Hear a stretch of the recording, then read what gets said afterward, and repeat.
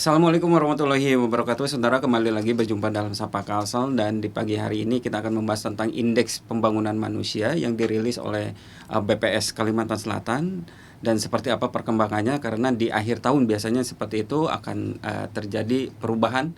Dan untuk membahas mengenai hal ini sudah hadir bersama kami Mas Ahmadi Murjani dari Badan Pusat Statistik Kalimantan Selatan. Assalamualaikum. Waalaikumsalam Sehat warahmatullahi ya? wabarakatuh. Alhamdulillah sehat. Alhamdulillah sehat. Tadi macet. Iya. Oke, Mas Ahmadi, kalau kita kemarin kan sudah rilis ya di tanggal 2 Desember, kalau ini seperti apa sih hasil rilisan dari BPS untuk IPM itu? Betul. Terima kasih atas pertanyaannya sebelumnya. Jadi seperti yang bisa kita baca ya pada press release Badan Pusat Statistik, untuk Kalimantan Selatan, indeks pembangunan manusia kita mengalami peningkatan ya dari tahun 2022, dari tahun 2023 ke tahun 2024 ya, dari 74,66 menjadi 75,19 seperti itu. Jadi memang kalau kita perhatikan dari tahun ke tahun, baik itu IPM di Kalimantan Selatan maupun IPM di seluruh provinsi di Indonesia ya, itu memang trennya mengalami kenaikan secara terus-menerus ya. Kan tetapi biasanya yang juga kita perhatikan adalah pertumbuhan IPM itu sendiri ya dari tahun ke tahun. Apakah dari satu tahun ke tahun berikutnya itu lebih cepat atau malah lebih lambat dibandingkan periode sebelumnya. Nah, dalam data yang kita rilis kemarin itu kelihatan pertumbuhan kita baru mencapai 0,71% ya, dari tahun 2023 ke tahun 2024, yang mana itu terlihat angkanya melambat, lebih lambat daripada tahun sebelumnya ya, 0,89% seperti itu. Memang dari tahun ke tahun kita terus memperhatikan pertumbuhan dari IPM itu sendiri ya. Kenapa diperhatikan? Karena pertumbuhan ini sendiri yang akan mempengaruhi seberapa cepat capaiannya IPM ke nilainya yang lebih tinggi seperti itu. Biasanya andai kata pertumbuhannya itu relatif tinggi ya, dibandingkan periode-periode sebelumnya, itu bisa kita artikan bahwa upaya-upaya yang dilakukan pemerintah dalam hal pembangunan manusia itu sudah memberikan hasil atau dampak yang lebih signifikan jika dibandingkan periode sebelumnya. Oke, itu faktor melambat dan meningginya itu karena apa? Faktor melambat ya atau meningkat itu memang seperti yang saya sebutkan tadi, itu tergantung intervensi pemerintah ya, pemerintah setempat begitu, terhadap dimensi-dimensi pembentuk IPM ya. Seperti yang kita ketahui, dimensinya ada 3. Dimensi kesehatan ya, usia harapan hidup saat lahir, kemudian dimensi pendidikan yang diwakili 2 indikator, rata-rata lama sekolah dan harapan lama sekolah, serta dimensi kesejahteraan, pengeluaran per kapita yang disesuaikan seperti itu. Jadi memang tergantung intervensi-intervensi pemerintah daerah kita itu lebih menyasar yang mana, terus bagaimana dampaknya itu juga terlihat nanti di capaian IPM-nya. Oke, berarti ada kesehatan, pendidikan, sama kesejahteraan seperti itu. Oke, kita bahas nih. Kalau tuh misalkan untuk kesehatan, menjadi faktor alat ukurnya itu apa? Untuk kesehatan kita menggunakan indikator usia harapan hidup saat lahir ya, atau disingkat UHH, atau kadang-kala juga disebutkan AHH ya, angka harapan hidup seperti itu. Jadi angka harapan hidup tersebut itu sebenarnya secara teknis itu dihitung oleh BPS Pusat untuk semua wilayah di Indonesia, yang menggunakan data Susenas ya, sebenarnya data sensus penduduk, data sensus penduduk di tahun terakhir. Lalu kemudian angka itu tersebut, kalau nggak salah di sensusnya itu di bulan Maret. biasanya sensus pertengahan tahun ya. Oh, pertengahan tahun. Ya, Oke. Kemarin sensus terakhir kita laksanakan kebetulan 2 kali ya, karena terjadi COVID di 2020 sama 2021. Seperti itu. Nah, itu memang sumber datanya dari sensus penduduk ya, terus digerakkan dengan menggunakan data terbaru ya, biasanya dari data Susenas.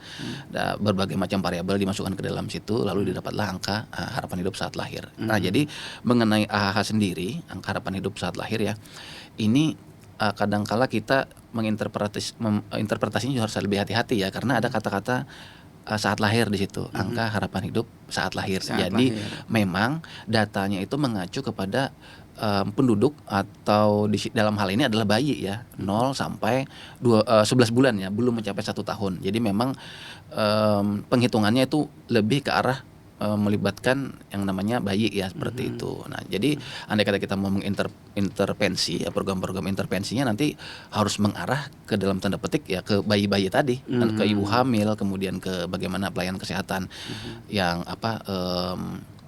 menunjukkan ya bagaimana peningkatan fasilitas kesehatan bisa melayani ibu-ibu hamil tadi dan juga bayi-bayi yang melahirkan seperti itu. Kalau untuk tadi pendidikan nih seperti apa? Untuk pendidikan sendiri dua indikator ya, rata-rata lama sekolah dan harapan lama sekolah ya, RLS dan HLS. Ini juga datanya dari Susenas ya, Survei Sosial Ekonomi Nasional kita. Yang mana kalau RLS itu mengacu kepada dari namanya saja ya, rata-rata lama sekolah. Jadi memang itu hasil dari konversi lama sekolah. Konversi lama sekolah itu didapatkan dari ijazah ya, ijazah yang dimiliki oleh penduduk yang kita survei. Usia berapa? 25 tahun ke atas. Ini sesuai dengan standar PBB. 25 tahun ke atas itu diasumsikan bahwa pendidikan itu sudah selesai sebenarnya. Asumsinya ya. Kemudian untuk harapan nama sekolah ini sedikit berbeda. Ini menyasar ke penduduk 7 tahun ke atas. Penduduk 7 tahun ke atas yang dilihat adalah partisipasi sekolah di tingkat umur yang bersesuaian ya. Misalnya nih di umur 7 tahun ya, ketika seseorang baru masuk sekolah dasar, itu jumlah penduduk yang bersekolah berapa, itu nanti dibagi dengan total jumlah penduduk di kelompok umur tersebut. Jadi memang ada kita melihat partisipasi sekolahnya. Didapat di situ nanti yang namanya harapan lama sekolah ya, atau expected years of schooling ya, EYS ya. Nah, itu menggambarkan bagaimana atau seberapa lama penduduk usia sekolah yang baru masuk ke pendidikan tadi 7 tahun itu mampu menempuh pendidikan. Harapannya seperti itu. Berarti kalau misalkan tadi kan batas maksimalnya 25 tahun kalau misalkan kita mengacu ke Undang-Undang PBB seperti itu. Betul. Aturan PBB, bukan Undang-Undang PBB, di aturan PBB itu 25 tahun paling maksimal. Atau misalkan itu melebihi di angka 25 tahun seperti itu, apakah itu juga akan menjadi faktor melemahnya atau melambatnya indeks tentang pendidikan? Jadi 25 tahun ke atas itu kan ke atas ya, maksudnya itu dari 25 tahun ke atas ini sangat tergantung juga dari tingkat penyelesaian tingkat pendidikan mereka. Jadi mungkin arahnya nanti ke arah intervensinya bagaimana seperti itu, yaitu arahnya ke seberapa bisa kita bisa membuat ya penduduk 25 tahun ke atas bisa bersekolah lagi seperti itu, dan lain sebagainya, bisa untuk menambah capaiannya tadi. Karena tingkat bukan hanya ijazah, tingkat kelas juga diperhitungkan di dalam penghitungan RLS ya, rata-rata lama sekolah. Tiap naik tingkat 1 tahun nambah seperti itu. Tadi faktor yang ketiga itu kesejahteraan tentang layak hidup. Biasanya seperti standar itu. Layak hidup. Standar layak hidup itu bisa diartikan seperti apa? Jadi memang ya dalam hal ini mungkin saya harus sedikit meluruskan ya. Memang ketika kita menyebutkan di dalam dimensi ketiga ini ya, dimensi kesejahteraan itu adalah standar hidup layak ya, standar hidup layak. Itu sebenarnya kita mengutip dari UNDP sendiri ya, publikasinya Human Development Index. Decent standard of living ya, decent standard of living. Jadi memang standar hidup layak, tapi bukan berarti itu adalah batasan hidup layak seseorang. Nah, itu yang harus kita sadari bersama ya, atau kita ketahui bersama. Kita menggunakan pendekatan, kalau di PBB UNDP dia menggunakan GNI ya, Gross National Income. Kan tetapi karena di Indonesia itu kita tidak punya data provinsi dan kabupaten kota GNI ya. GNI tadi tidak punya datanya. Itu kita lakukan proxy dengan menggunakan yang namanya pengeluaran per kapita disesuaikan. Untuk memproxy income, kita menggunakan pengeluaran per kapita real yang disesuaikan. Pengeluaran real per kapita berarti seperti itu. Kita tahan dulu. Kita akan kembali saudara setelah jeda iklan berikut ini.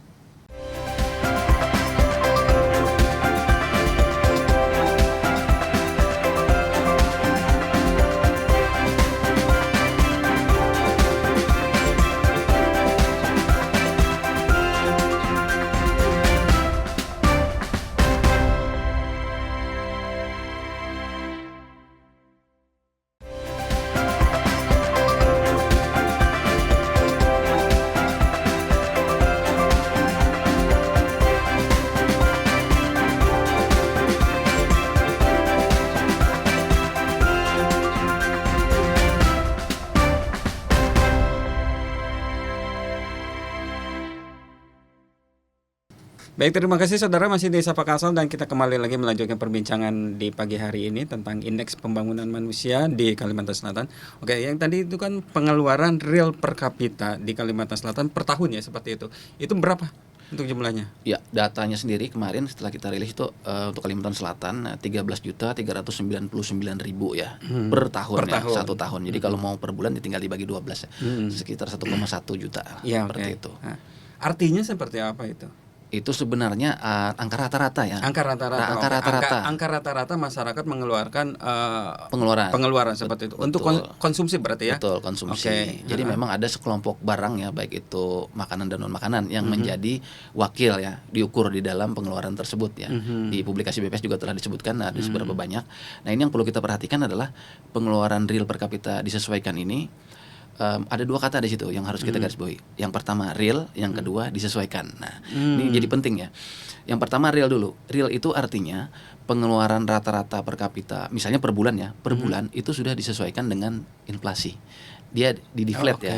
Dia di-deflate dengan tingkat harga atau indeks harga konsumen. Dengan dalam hal ini kita menggunakan tahun dasar 2012. Karena ketika kita menggunakan penyesuaian metode, itu tahun dasar yang terdekat waktu itu untuk survei biaya hidup itu tahun 2012. Jadi kita sampai sekarang masih menggunakan tahun dasar 2012. Perbandingannya. Jadi harga tingkat pengeluaran kita itu kan sudah jelas meningkat ya karena inflasi ya.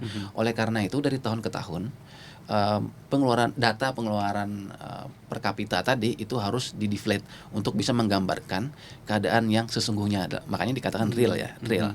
Terus ada satu kata lagi, disesuaikan. Disesuaikan kenapa? Disesuaikan ini itu memperhitungkan daya beli. Nah, purchasing power parity. Jadi di dalam rumusnya sendiri pengeluaran per kapita disesuaikan ya itu didapatkan dari pengeluaran per kapita yang telah di-deflate tadi, yang sudah jadi real itu dibagi dengan purchasing power parity. Dapat dari mana purchasing power parity? Itu adalah tingkat perbandingan rata-rata harga antara satu wilayah dibandingkan dengan kota referensi. Dalam hal ini kota Jakarta Selatan. Karena pertimbangannya komoditasnya paling lengkap. Jadi dibandingkannya di Jakarta Selatan. Purchasing power parity.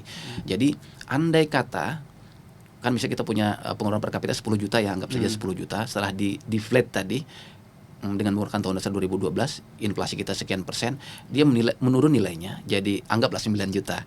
Secara real jadi 9 juta. Tapi setelah dibagi purchasing power parity ini sangat tergantung. PPP ini kan perbandingan harga. Andai kata perbandingan harga kita tuh lebih murah dibandingkan Jakarta Selatan, artinya angka yang kita dapat ya secara rata-rata itu di bawah 1. Betul atau tidak? Di bawah 1 ya. Jadi 9 juta tadi dibagi 0, sekian, angkanya akan terkoreksi naik. Purchasing power parity kita berarti lebih kuat. Itu kalau di bawah 1. Kalau di atas 1 berarti barang kita itu lebih mahal. Lebih mahal dibandingkan Jakarta Selatan. Bila lebih mahal di atas 1, 9 juta akan dibagi satu bilangan ya di atas 1, artinya lebih sedikit lagi, lebih kecil lagi. Secara purchasing power parity kita lemah, 9 juta tadi menurun lagi. Karena dibagi bilangan di atas 1 berarti itu mungkin segitu anunya logika formulanya. Berarti waktu kemarin termasuk juga Kalimantan Selatan kan terkena dengan deflasi beberapa bulan ya, kalau nggak salah itu kan berturut. Itu berarti tidak mempengaruhi tentang pengeluaran masyarakat di Kalimantan Selatan. Kalau dari sisi data ya kita kembali lagi ya, karena deflasi itu terjadinya kan beruntun ya, dan kalau tidak salah di Kalimantan Selatan 4 bulan berturut-turut ya, dari Mei sampai Agustus kalau tidak salah. Nah, itu yang digunakan di sini adalah indeks harga ya, indeks harga di posisi pendataan bulan Maret, karena susunasi itu dilaksanakan di bulan Maret ya. Indeks harga di bulan Maret itu dibandingkan dengan indeks harga di bulan Maret tahun sebelumnya, itu seberapa besar inflasinya, itu untuk mendeflate-nya tadi, untuk membuat real. Berarti di luar bulan itu tidak dihitung dong kalau begitu? Sebenarnya udah dalam 1 tahun ya itu udah ya. Dalam satu tahun. Tapi mungkin deflasi nanti, bulan Maret ke depan tadi berarti akan dihitung untuk tahun berikutnya. Ya, seperti itu. Teknisnya seperti itu. Tapi begini, histori inflasi di Indonesia itu kalau saya tidak salah kutip ya, ini data, kita masih belum pernah mengalami yang namanya deflasi tahunan. Kita selalu mengalami inflasi. Ya, berbeda dengan negara-negara misalnya Jepang ya, terjadi deflasi beberapa waktu yang lalu, deflasi tahunan. Seperti itu jika dikumulatifkan dalam 1 tahun.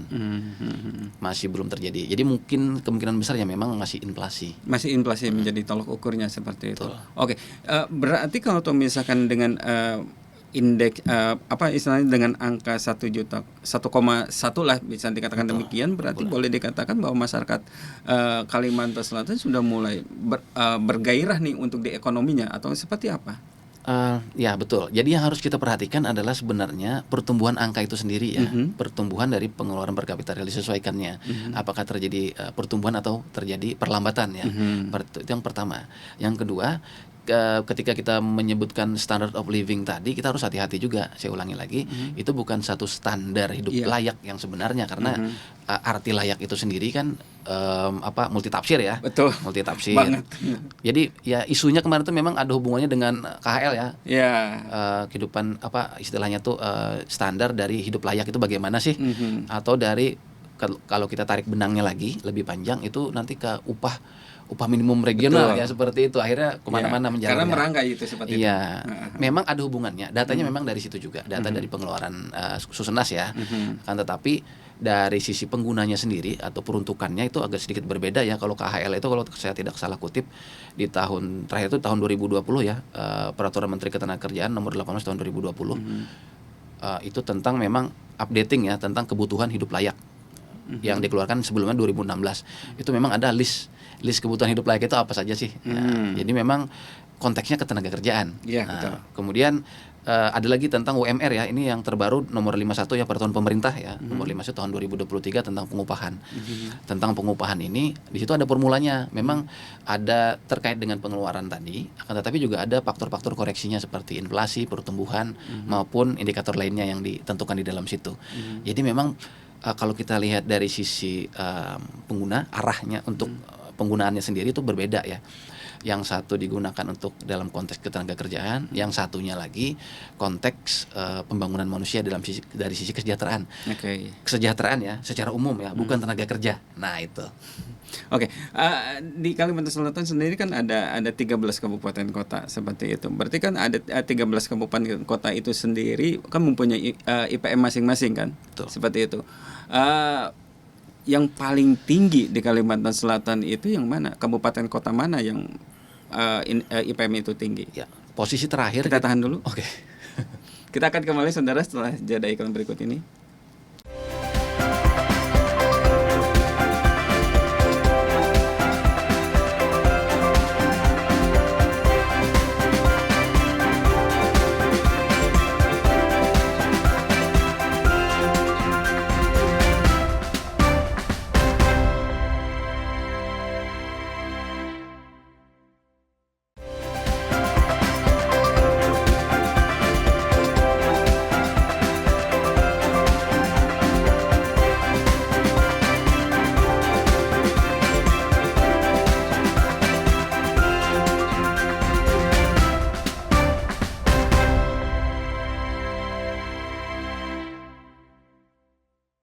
Baik, terima kasih saudara, masih di Sapa Kalsam dan kita kembali lagi melanjutkan perbincangan di pagi hari ini. Ya, tadi saya singgung Mbak, ada 13 kabupaten kota yang juga diukur IPM-nya seperti itu. Kabupaten kota mana yang tertinggi dalam hal ini? Sampai sekarang ya tahun 2024 yang paling tinggi masih diduduki Kota Banjarbaru ya, IPM-nya 81,65, diikuti Kota Banjarmasin 80,53. Dan ini sudah terkategori sangat tinggi. Sisanya untuk kabupaten lain di Kalimantan Selatan sudah semuanya terkategori tinggi ya. Jadi di atas 70 ya, seperti itu. Nah, untuk Banjarmasin sendiri itu baru tahun ini masuk kategori sangat tinggi, seperti itu. Berarti kalau Banjarbaru sudah 2 tahun, berarti 2023 kalau tidak salah juga tinggi. Betul, sangat tinggi ya. Sangat tinggi ya, tinggi, betul. Baru. Berarti kalau di sana kan juga ada apa ya, ada tadi itu tentang pengeluaran real per kapitanya juga tinggi berarti kalau begitu. Biasanya memang untuk daerah perkotaan ya. Yang paling bisa kita lihat adalah tingkat pengeluarannya. Biasanya memang di perkotaan, baik itu Banjarmasin maupun Banjarbaru, tingkat pengeluarannya memang relatif lebih tinggi ya, karena memang dari sisi ini kan proxy income ya. Proxy income, kemudian baru bisa dilihat dari pengeluarannya bagaimana di situ. Apalagi ini kota ya. Kota itu kan dari sisi pengeluaran karena suplai barang relatif lebih banyak ya, lebih beragam juga. Oleh karena itu pengeluaran penduduknya juga relatif lebih tinggi. Itu agak sedikit berbeda dengan di wilayah lain ya. Pengeluaran per kapita disesuaikan untuk wilayah kabupaten. Tapi progresnya juga di kabupaten kota lain juga termasuk tinggi juga atau bagaimana? Progresnya tentu beragam ya pertumbuhannya ya. Pertumbuhannya ada yang tumbuhnya bagus, ada yang tumbuhnya tinggi, ada yang tumbuhnya relatif sedang gitu, tidak begitu tinggi banget. Dan ini memang mencerminkan pola konsumsi masyarakat setempat juga ya. Apalagi kalau kita perhatikan ya untuk wilayah seperti Tabalong ya, Tabalong ini nomor 3 tertinggi masih. Oke. Setelah kota ya, Kota Banjarbaru dan Banjarmasin, Tabalong, kemudian di bawahnya lagi ada Tanah Bumbu, ada Banjar, ada Tapin, yang biasanya tuh wilayah-wilayah yang memiliki tingkat pengeluaran relatif tinggi ya. Di wilayah-wilayah yang apa istilahnya tuh sektor pertambangannya mendominasi perekonomian di situ ya. Pekerja pertambangannya biasanya kan memiliki dalam hal ini income ya, atau Oh, berarti ikut andil juga ya seperti itu ya. sebenarnya kalau kita lihat pola umumnya ya, pola umum. Tapi memang tidak seperti itu secara khusus ya. Secara umum memang seperti itu. Dan ini mempengaruhi tentu tingkat keseimbangan harga ya, karena memang kalau orang secara mayoritas itu memiliki pendapatan yang relatif tinggi secara rata-rata ya, tentu mereka belanja ya, banyak belanja. Dari sisi demand-nya lebih tinggi, otomatis supply barang ya cepat juga dan harganya akan terkoreksi meningkat seperti itu di wilayah-wilayah. Mungkin bisa dicek juga, di cross check ke wilayah-wilayah lain di provinsi lain ya, seperti di Kalimantan Timur, di wilayah-wilayah pertambangannya itu mungkin relatif lebih tinggi juga. Nah, tapi di sini yang perlu kita waspadai ya untuk wilayah-wilayah yang tingkat pengeluarannya tinggi ini adalah tingkat harganya tadi ya. Karena inflasi, dari sisi inflasi ya, ini kan kita membandingkan seperti yang bilang tadi, yang pertama real dulu, inflasi temporal kita bilang, membandingkan dengan waktu-waktu sebelumnya. Tapi dari sisi lain kita juga membandingkan harganya dengan wilayah-wilayah lain. Nah, jadi memang ada dua dimensi ya di situ, dimensi temporal sama dimensi spasialnya. Jadi pengendalian harga memang masih harus dikendalikan terus, walaupun demandnya tadi banyak atau tinggi ya, seperti itu. Tapi biasanya kan kalau misalkan untuk pengendalian harga, ada kan untuk bahan-bahan pokok itu ada di wilayah pemerintah. Tapi kalau di luar itu kan biasanya kan diserahkan ke pasar seperti itu. Itu juga kan akan mendorong juga inflasi. Memang ya kalau dari sisi intervensi pemerintah ya tentu akan mempengaruhi inflasi ya, karena pada sejatinya ya seperti yang Mas Hendra bilang tadi, harga itu dibentuk dari mekanisme pasar ya. Sedangkan kalau ada intervensi dari pemerintah itu yang namanya di dalam ekonomi itu distorsi namanya, ada distorsi. Nah, distorsi ini dari satu sisi itu bisa baik, bisa juga tidak baik ya. Dari sisi ya tergantung kebijakannya sebenarnya. Apakah itu menguntungkan penjual, apa menguntungkan pembeli ya sebenarnya, karena yang namanya harga ya, harga yang tinggi itu kan juga sedikit banyak kan dinikmati oleh penjual ya, harga yang terlalu rendah kasihan mereka.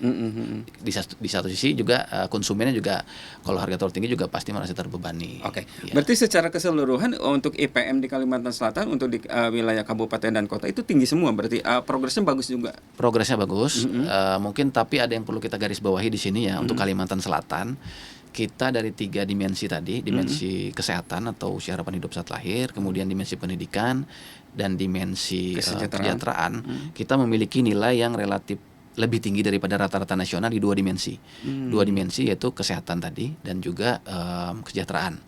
Relatif lebih baik. Dan ini sejalan dengan, mungkin untuk yang dimensi kesejahteraan dulu ya, karena ini sejalan dengan persentase kemiskinan di Kalimantan Selatan. Kita nomor 2 terendah se-Indonesia. Seperti itu. Jadi sisi kesejahteraan mungkin inline seperti itu. Nah, yang jadi PR kita di sini sekarang adalah di dimensi pendidikan, karena dari sisi rata-rata lama sekolah maupun harapan lama sekolah, progres kita di tahun tadi ya 2024 itu masih relatif sangat lambat ya, dan lebih lambat dibandingkan periode sebelumnya. Dan juga kalau dibandingkan dengan rata-rata nasional kita masih ketinggalan ya, artinya di bawah rata-rata nasional pencapaian dimensi pendidikan tadi. Harapan lama sekolah, rata-rata lama sekolah. Harapan lama sekolah, bagaimana cara meningkatkannya? Kita harus mampu meningkatkan serapan siswa didik. Siswa didik dan juga mengurangi angka putus sekolah. Jadi kalau dari SD ke SMP itu relatif banyak yang tidak melanjutkan, ya bagaimana caranya pemerintah bisa mengupayakan atau optimalkan bagaimana supaya angka tidak melanjutkannya tadi menurun ya di level SMP. Juga begitu dengan SMA dan seterusnya. Makanya itu banyak program yang bisa digelontorkan pemerintah sebenarnya, seperti beasiswa, identifikasi siswa yang putus sekolah tadi ya, karena instrumennya sekarang kita punya gitu loh. Instrumennya data Dapodik, data EMIS juga kalau tidak salah sudah ada data individunya ya. Jadi ini bisa ditelusuri sebenarnya. Oke. Terima kasih Mas Ahmadi. Demikian saudara perbincangan di pagi hari ini, kita akan kembali di episode berikutnya. Sampai jumpa.